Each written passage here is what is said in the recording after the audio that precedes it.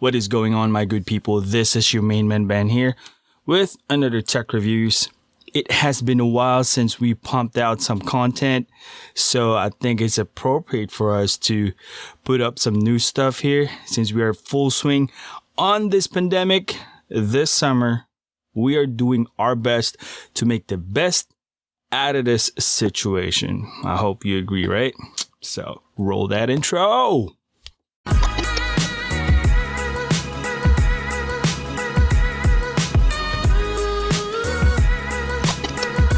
So today, guys, we are going to take a quick jab on the Insta 360 1R 1-inch edition. So it's equipped with the Leica lens.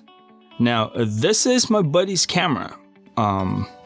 He offered me to take a jab in it since he's not totally happy with the camera.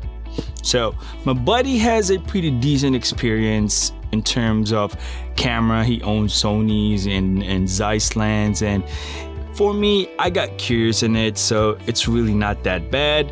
While we're at it, we are going to compare it with our go-to camera, which is the trustworthy DJI Osmo Action. This is my go-to.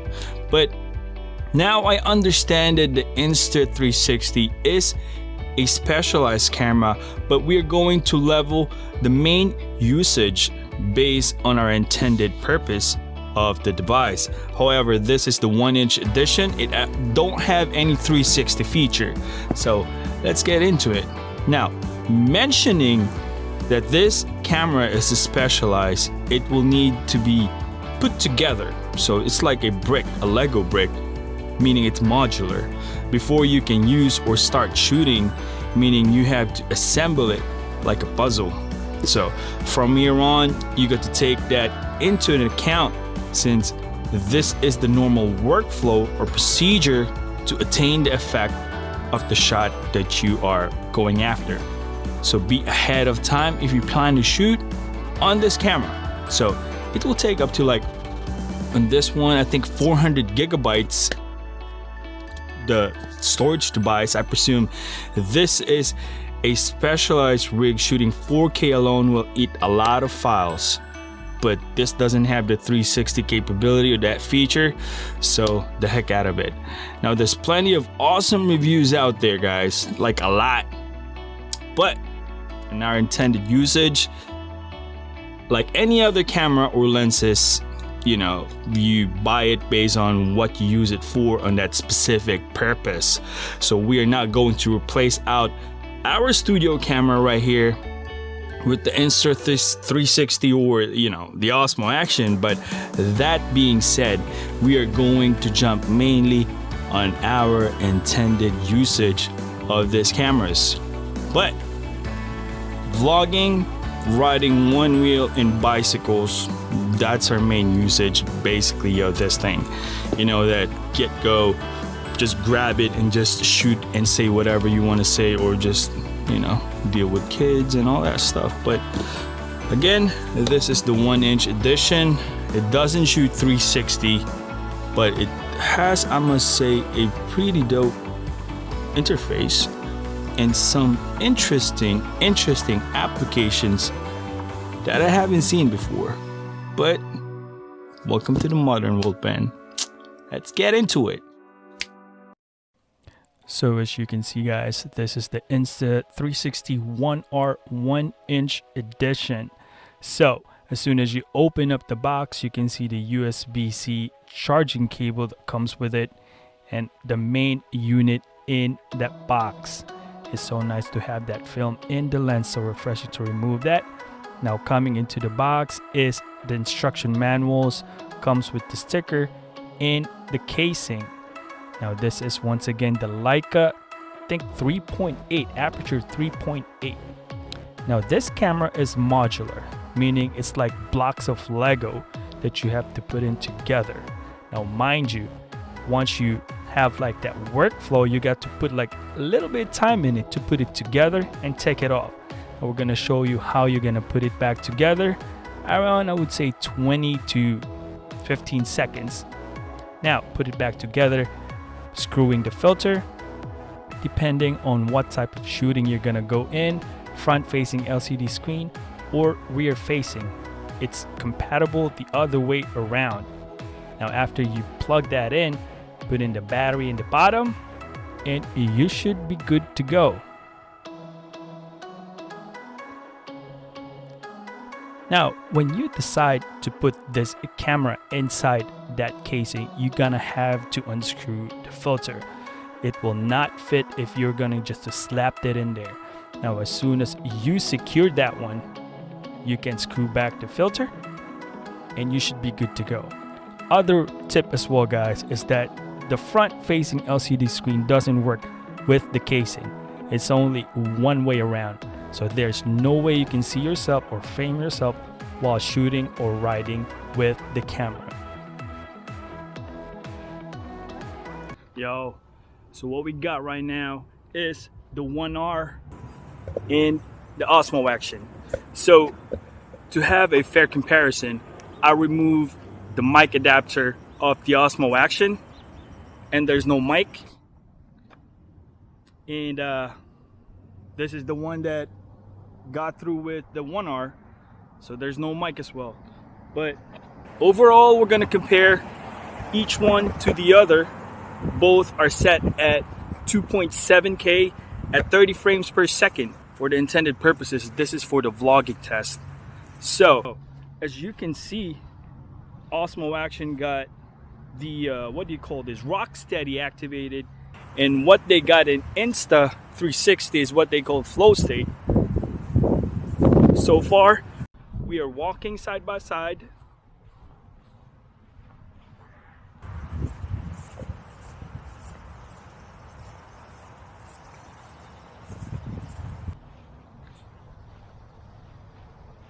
And I have no idea, since the Insta 360, it flips the screen, but once you put it into the case, it doesn't work because the button is not oriented in the proper orientation to the case. So on this comparison, Osmo Action still is the upper hand because we got a built-in front LCD screen that compares it, and you can see yourself framed versus the other. But so far, this is going to be the walk test. Second test, man. We're gonna be sprinting here real quick, okay? Dusting off our grass is kind of wet, but here we go.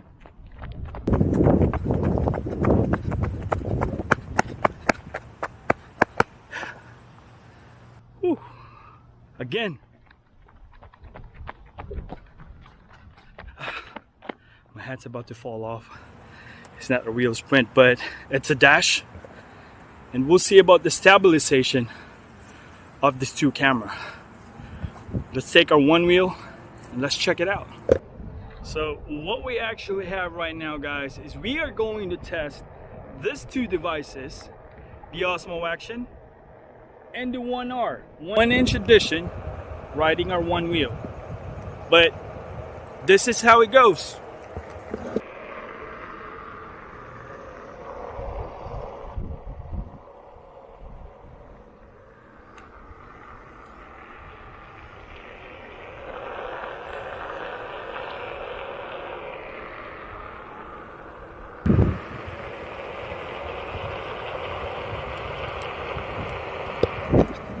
This is going to be interesting because my buddy said that the 1R has an issue with the blown highlights since it's a 1-inch sensor. But we got the same setup right now, which is the 2.7 30 frames per second in automatic white balance. The minimum ISO has been applied.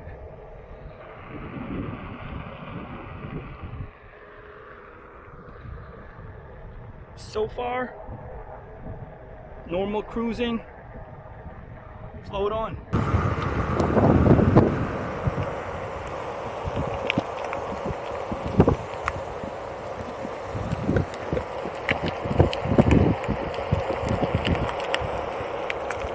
To be honest with you, the selfie stick right now is the same length, but same setup when we were vlogging.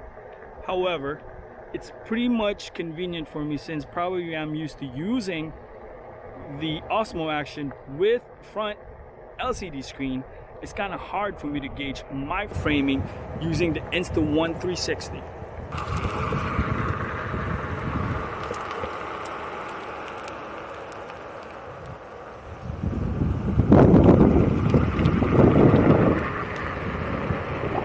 And also, for transparency, I didn't put any filters on the Osmo Action. We are using the OEM filter and as well as the Insta-1 360. As far as I know, the Insta-1 360 doesn't have a filter available in the market as of the moment, but then again, that would change in a matter of weeks or months. It's just a matter of time. But once again, ultra wide view on the Insta 360.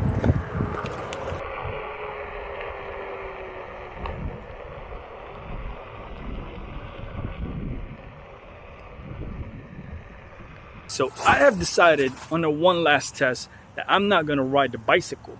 However, the sun is up and I have put it into the maximum capacity of these two cameras.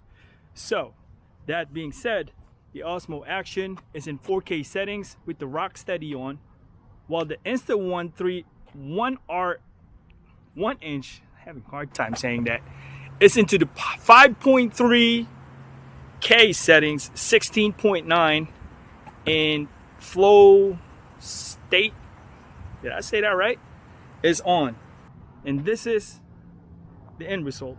Both in auto white balance, and I'm just wanting to see if highlights are blown out or so.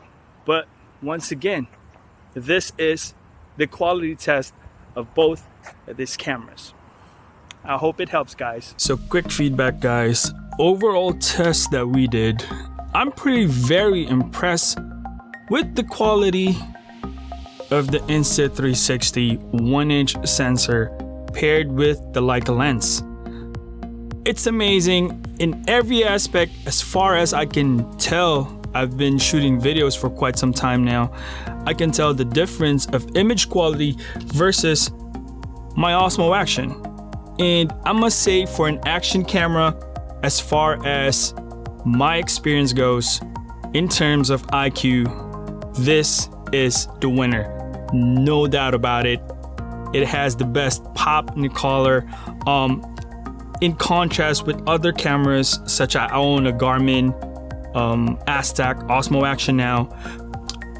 The profile in it, when you export it, has this like a built-in, I don't know, D-Log, whatever, but it has a flat profile, meaning you get a lot of chance to have some color corrections. You gotta play with your saturations depending on your taste, and you have that wiggle room.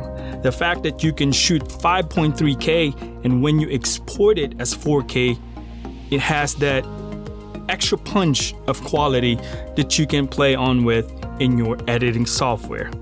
That being said though, I must say that since that would be my pros on this camera, I have some few quirks that I do not like at all. First off, the exporting process is tedious. I'm saying they got their own file system, which is called INV. It's not MP4. In other words, you're gonna have to convert that to MP4 to be able to put it into your editing software. I understand. There are some software that you put into it, that way you can convert it to MP4. But then again, for advanced users, that means extra time that you're gonna put in. We got a rule in technology field, it's called KISS, meaning keep it simple, stupid. Extra time that you allot in it, you accumulate that in 1 year. That's a lot of hours just behind the computer, aside from you shooting the video. So that conversion I do not like at all. I did not get the application in the desktop or the PC because I don't want to waste my time. All I did was get my iPhone, export it in there, and from my iPhone, I put it into my laptop. That's how I got the file of this device. That being said as well, another pros is the application. The application is one of the most solid application that I've seen in my entire life. I would say, yeah, in comparison with the DJI Mimo app. It has so much in it, guys. I mean, the support in it, where you go to a side of the application that you can edit. There's a step-by-step guide if you want to do some, panning, dolly zoom, other stuff, cool stuff. That is amazing. The application, I believe, is top of the line, and I think there's some much more improvements that can be made. Other than that, I love the app. Also, I gotta go through this. For the price, this alone is what, $549, okay? Keep that in mind. The 1R that can shoot 360 is $429. The one that can, do the 360. Basically, it has lens in front and the back. This doesn't have one because this is the 1-inch sensor edition. Now, the twin lens with 4K and the 360 is around $479. So we're talking about big bucks right here, guys. If you ask me, that is a price of a A6100, an introductory mirrorless camera with AI focusing, whatever that's what we've been using here, and it's amazing. And to think about it, that's almost the same price as this. It's mind-blowing to me.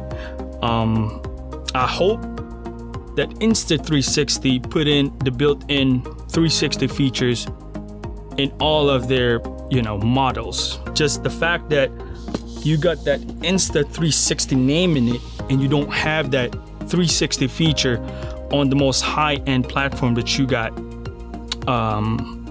it just bugs me. It just, it doesn't get into me that you gotta get that extra lens to pop in there so that you can get that 360 effect. By the way, if you buy that lens, that costs $200.